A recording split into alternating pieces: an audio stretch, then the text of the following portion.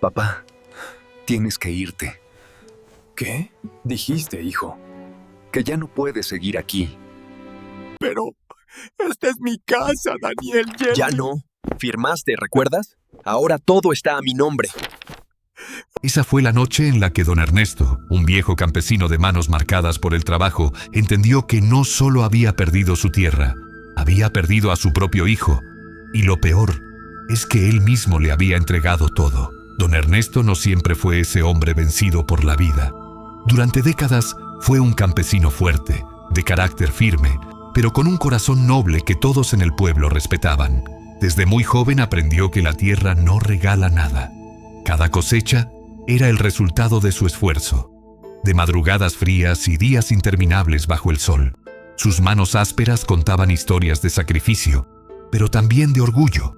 Esa tierra no era solo su sustento, era el legado de su familia. La había recibido de su padre y con los años la hizo crecer, soñando algún día dejársela a su hijo.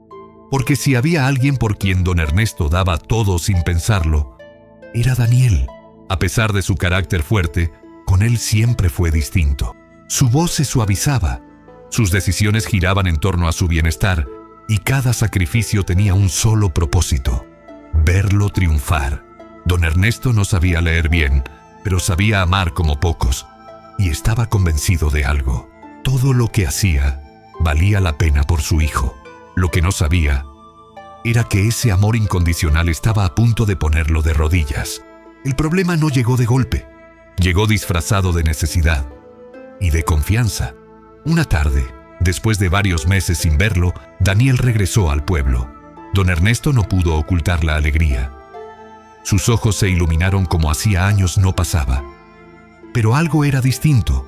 Su hijo ya no miraba igual. Había prisa en su voz y una preocupación que no terminaba de explicar. Esa noche, mientras cenaban en silencio, Daniel soltó la primera verdad a medias. Dijo que las cosas en la ciudad no iban bien, que había deudas, que había perdido dinero en un negocio que no resultó como esperaba.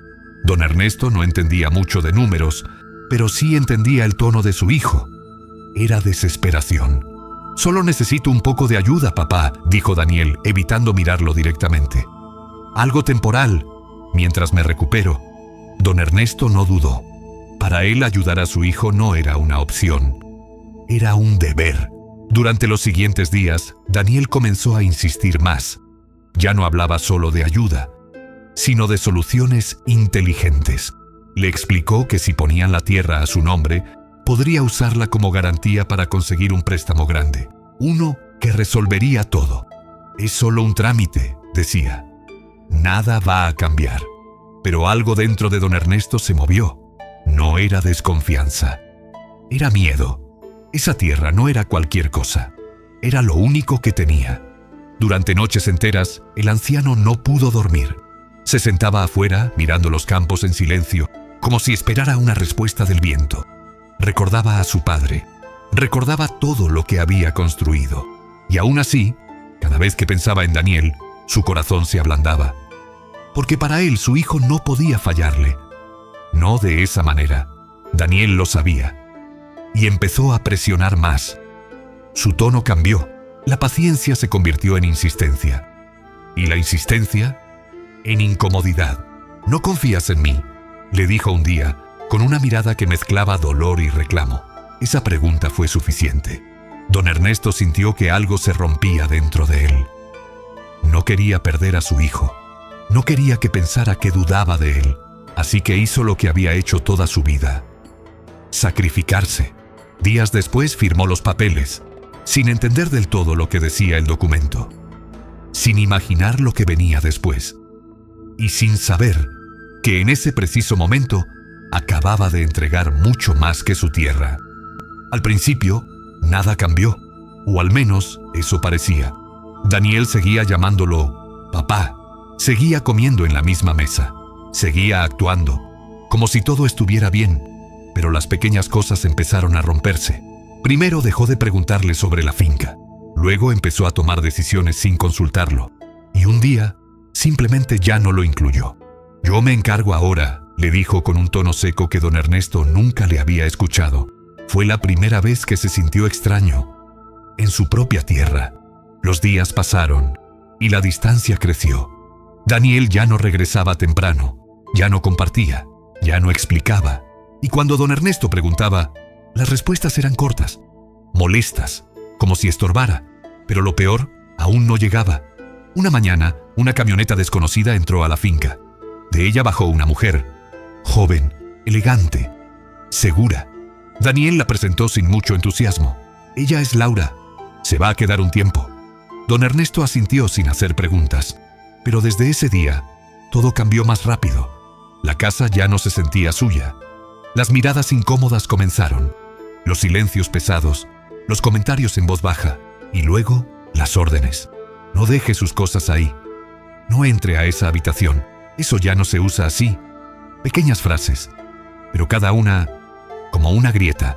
Don Ernesto empezó a moverse con cuidado, a hablar menos, a existir lo menos posible.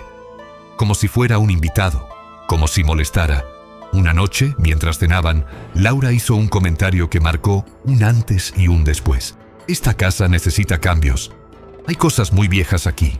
Don Ernesto entendió perfectamente lo que quería decir. No hablaba de la casa, hablaba de él.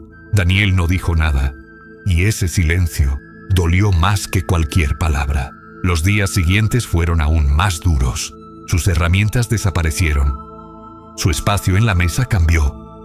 Su voz dejó de tener peso, y entonces ocurrió algo que nunca imaginó. Un día, al intentar entrar a uno de los cuartos, encontró la puerta cerrada con llave. «Ahí ya no entres», dijo Daniel sin mirarlo. «Son cosas nuestras». «Nuestras». Esa palabra lo golpeó, porque él ya no estaba incluido. Esa noche, don Ernesto salió al patio, se sentó en la tierra, la tocó con sus manos, como si necesitara recordarle que todavía le pertenecía, pero en el fondo sabía que ya no era así. El desprecio ya no era sutil.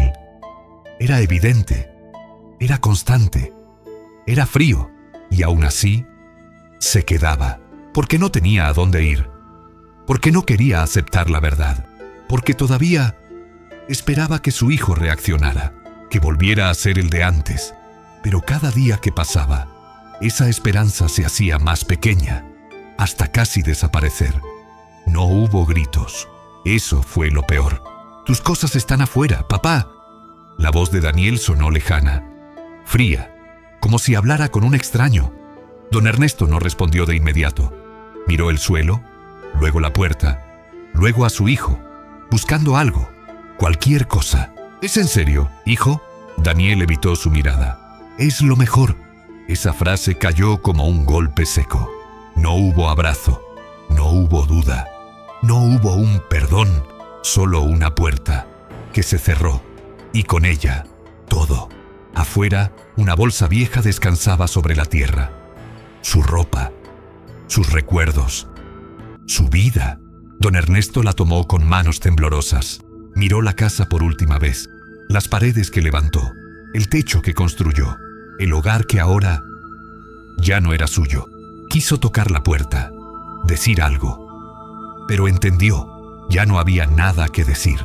Caminó, sin rumbo, sin fuerzas, sin nadie, y esa noche, por primera vez en su vida, no tuvo dónde dormir, no tuvo a quién llamar, no tuvo nada, solo una pregunta, que no dejaba de doler. ¿Cómo alguien puede perderlo todo con una sola firma? El amanecer llegó, pero para don Ernesto nada había cambiado. Seguía solo, sentado en una banca fría, con la misma ropa y la misma tristeza. El cuerpo le dolía, pero el alma, mucho más. Intentó levantarse. Las piernas le temblaron. Caminó unos pasos, sin saber a dónde ir, hasta que un aroma lo detuvo. Comida caliente. Giró la cabeza. Un pequeño puesto al borde del camino. Se quedó mirando en silencio. ¿Va a querer algo? La voz lo sorprendió. Don Ernesto dudó. Bajó la mirada. «No tengo dinero». Hubo un breve silencio. Luego, una respuesta simple. «Siéntese. Nada más. Sin preguntas». sin condiciones. Le sirvieron un plato caliente. Y en ese momento, algo dentro de él se quebró, pero no de dolor, de alivio. Porque después de perderlo todo, alguien lo veía, alguien lo trataba como humano. «Se nota que usted trabajó la tierra», dijo el hombre observando sus manos. Don Ernesto levantó la mirada. Sus ojos se llenaron de lágrimas. «Era mía». El hombre asintió. No hizo más preguntas. Solo dijo algo que don Ernesto no esperaba escuchar. «Si quiere, puede quedarse a ayudar». Y en ese instante, sin promesas, sin milagros, pero con algo real, nació una pequeña esperanza. Los días pasaron y algo empezó a cambiar. No afuera, dentro de él. Don Ernesto volvió a levantarse temprano, a trabajar con sus manos, a sentirse útil otra vez. No era su tierra, pero seguía siendo trabajo honesto, y eso le devolvió algo que creía perdido, su dignidad. Poco a poco dejó de mirar atrás. Ya no esperaba que su hijo regresará. Ya no necesitaba respuestas, solo paz. Una tarde, mientras observaba el camino en silencio, entendió algo que le cambió el alma. No lo perdió todo, porque aún se tenía a sí mismo. Y eso era suficiente para empezar de nuevo. Con el tiempo, las cosas tampoco salieron bien para Daniel. El dinero se fue, el negocio cayó, y la casa se volvió silenciosa. Demasiado. Las risas desaparecieron. Las discusiones llegaron. Y un día se quedó solo. Caminó por los mismos espacios que antes sentía suyos.